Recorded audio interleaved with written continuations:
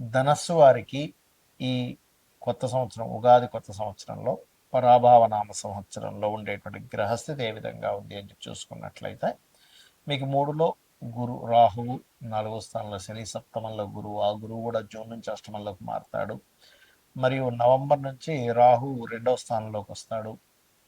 Present భాగ్యస్థానంలో ఉండే కేతు అష్టమంలోకి వెళ్తాడు.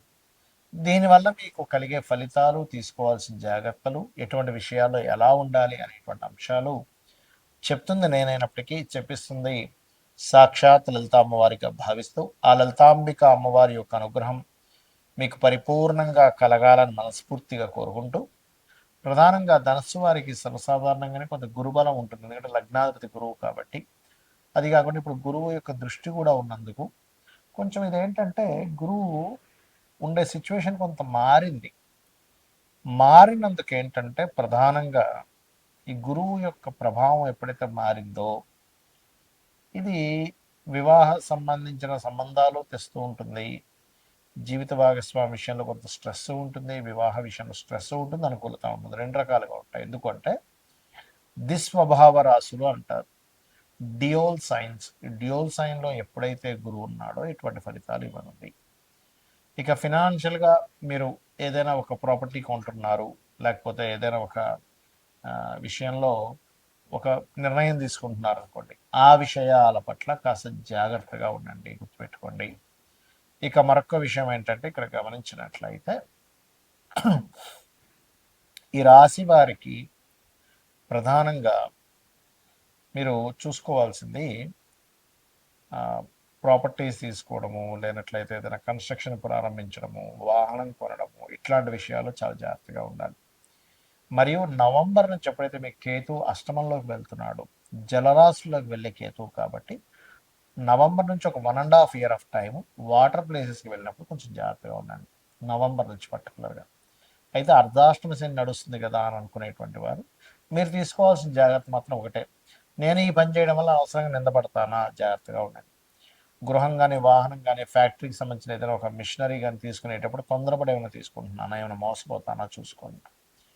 అలాగే కాస్త మీకు రాహు మూడ్లో ఉన్నందుకు ధైర్యంగా ఏ పనైనా సరే చేయగలుగుతారు. జూన్ లోపల కొంత సంబంధాలు కూడా వివాహం కోసం చేసే ప్రయత్నం ఫలిస్తుందని చెప్పుకోవచ్చు.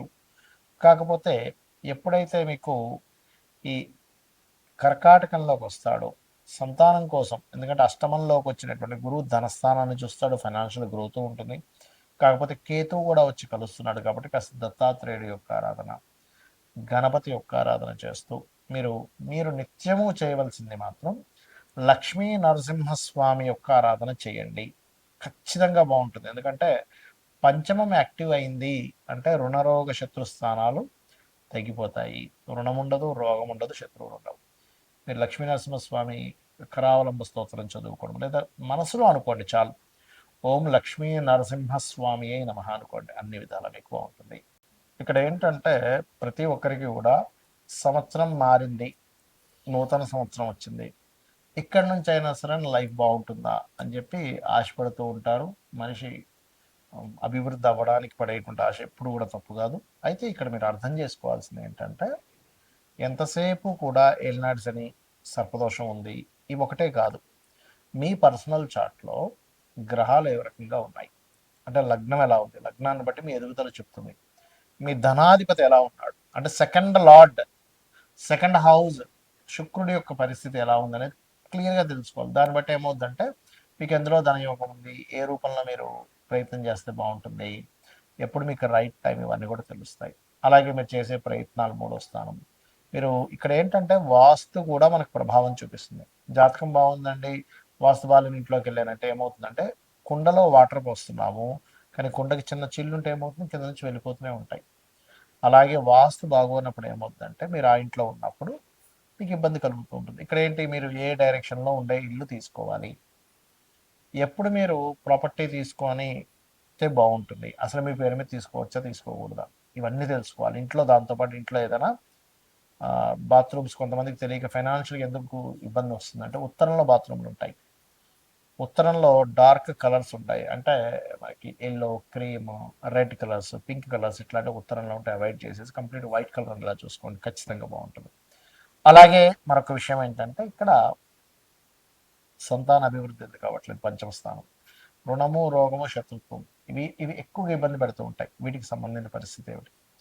అలాగే మరొక విషయం ఏంటంటే ఇక్కడ వివాహం అయ్యే సమయం, రెండు వివాహాల యోగమే ఉందా? అసలు జీవిత భాగస్వామితో వివాహం విషయంలో ఎందుకు ఇద్దరి మధ్యన సరైన కమ్యూనికేషన్స్ ఉండట్లేదు?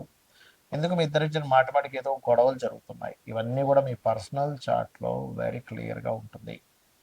కాబట్టి ఈ యొక్క అంశాలలో మీరు గనక ప్రయత్నం చేసినట్లయితే దాన్ని తెలుసుకొని ఖచ్చితంగా సక్సెస్ ఉంటుంది. అదేవిధంగా వివాహం తర్వాత ఉదాహరణకి వివాహం ఈ సంవత్సరం లేదు అనుకున్నప్పుడు ఆ టైం వేస్ట్ అవుతుంది. ఏ సంవత్సరం ఉందో ఆ సంవత్సరం చేసుకోండి. అలాగే విదేశాలకు వెళ్ళే యోగం ఉందా లేదా, అసలు మీకు జాబ్ సంబంధించిన విషయంలో ఎందుకు ఇబ్బంది అవుతుంది, కెరీర్లో ఎందుకు సెటిల్ లేకపోతున్నారంటే ఒక్కోసారి కొంతమందికి బిజినెస్ యోగం ఉంటుంది, అప్పుడు సెటిల్ అవ్వలేరు, అలా ఉంటుంది అనమాట. అయితే ఇక్కడ మరొక విషయం ఏంటంటే ఈ సంవత్సరం ప్రధానంగా మీరు ఈ ఆదాయము, వ్యయము, రాజపూజ్యం, అవమానాలు వీటికంటే కూడా ఒకటే గుర్తుపెట్టుకోండి, మీకు ఆదాయం బాగా రావాలి. ఓం సంపత్కరి సమారూఢ సింధుర వ్రజ సేవితాయ నమ అని మంత్రం చేసుకోండి. అప్పులు ఎక్కువగా ఉన్నాయి, ఓం అపర్ణాయ నమ అని మంత్రం చేసుకోండి. బిజినెస్లో ఇంప్రూవ్మెంట్స్ రావాలి, ఓం ఇంద్రగోప పరిక్షిప్త స్మరతోనా భజంగికాయ నమ. అయితే ప్రతిదీ కూడా 45 మినిట్స్ చేయండి. చాలామంది ఏం చేస్తారంటే 5 నిమిషాలు చేశానండి నాకు రిజల్ట్ రాలేదంట. చిన్న ఎగ్జాంపుల్ చెప్తాను. అన్నం పొయ్యి మీద కుక్కర్ పెడతాం, 20 మినిట్స్ పడుతుంది కరెక్ట్గా మీకు అది ఉడకడానికి. 5 నిమిషాల్లో నాకు ఉడకాలంటే ఉడకదు. అలాగే ప్రతి దానికి కూడా ఒక ఎనర్జీ ఫామ్ అవ్వడానికి సమయం పడుతుంది. అలా మీరు ఒక 45 నిమిషాలు కనుక చేయగలిగితే ఖచ్చితంగా దాని ప్రభావం అనేటువంటిది ఉంటుంది మీ మీద. అదేవిధంగా ఈ సంవత్సరం మనకి నవనాయకుల్లో తీసుకుంటే కూడా రాజు, మంత్రి, సేనాధిపతి, అర్ఘ్యాధిపతి, ఇలా వీళ్ళు ఒక్కొక్కరు దానికి అయినందుకు గురువు రాజు అయ్యాడు. జూపిటర్ యొక్క పరిస్థితి బాగోలేదు. నేను గతంలో చాలా రోజుల క్రితం చెప్పాను, 2-3 నెలల క్రితం కూడా చెప్పాను గురు రాశిలో శని ఉన్నాడని. దీనివల్ల అనేకమైనటువంటి జన నష్టం ఉంది. కాబట్టి విదేశాల్లో ఉండేటువంటి వారు మరింత జాగ్రత్తగా ఉండాలి. అది యుద్ధాల వల్ల అనుకోండి, కొన్ని రోగాల వల్ల అనుకోండి, విశేషమైనటువంటి జన నష్టం జరగనుంది, గుర్తుపెట్టుకోండి. ఇది ఆల్రెడీ మనకి ఎప్పుడు డిసెంబర్, ఫిబ్రవరి టైంలో కూడా మనం చెప్పాము. కాకపోతే ఎందుకంటే ఇప్పుడు నెక్స్ట్ కొత్త సంవత్సరానికి కూడా ఈ యొక్క గురువే రాజు అవుతున్నాడు. అదేవిధంగా నీర్సాధిపతి కూడా గురువు అవుతున్నాడు. కాకపోతే వర్షాధిపతి చంద్రుడైనందుకు కాస్త చక్కగా వర్షాలు అయితే బాగా పడతాయి, ఎక్కువ రోజుల వర్షాలు కూడా ఉంటాయి. కొంచెం ఈ పంట పొలాలు లేకపోతే ఈ ధాన్యాలకు ఎక్కువగా డిమాండ్ అనేది పెరుగుతుంది. ధాన్యాలకు గుర్తుపెట్టుకోండి, ధాన్యానికి ఎక్కువ డిమాండ్ పెరగనుంది. కాబట్టి ఈ యొక్క విషయాల పట్ల కాస్త మీరు అప్రమత్తంగా ఉండండి. జనాలు బంకర్స్లో దాక్కునేటువంటి సమయం రానుంది, గుర్తుపెట్టుకోండి. కాబట్టి ఈ విషయంలో జాగ్రత్తగా ఉండండి. ఇక మరొక విషయం ఏంటంటే మీరు జాతకమే తెలియదు అప్పుడు ఏం చేయాలి? సింపుల్గా రోజు లలితా సహస్రనామాలు చేసుకోండి డైలీ, ఖచ్చితంగా బాగుంటుంది. అదేవిధంగా మనకి లాస్ట్ టైం మనం చెప్పుకున్నాం, ఒక 4-5 నెలల క్రితం కూడా చెప్పాను, సిల్వర్ రేట్ విపరీతంగా పెరగనుంది. మరలా బంగారం, సిల్వర్ రేట్లు ఒక రేంజ్లోకి వెళ్ళనున్నాయి, గుర్తుపెట్టుకోండి. ల్యాండ్ రేట్స్ కూడా విపరీతంగా పెరగనున్నాయి. కాబట్టి రెగ్యులర్గా లలిత చేసుకోండి, అన్ని విధాలా మీకు బాగుంటుంది. శ్రీమాత్రే నమః.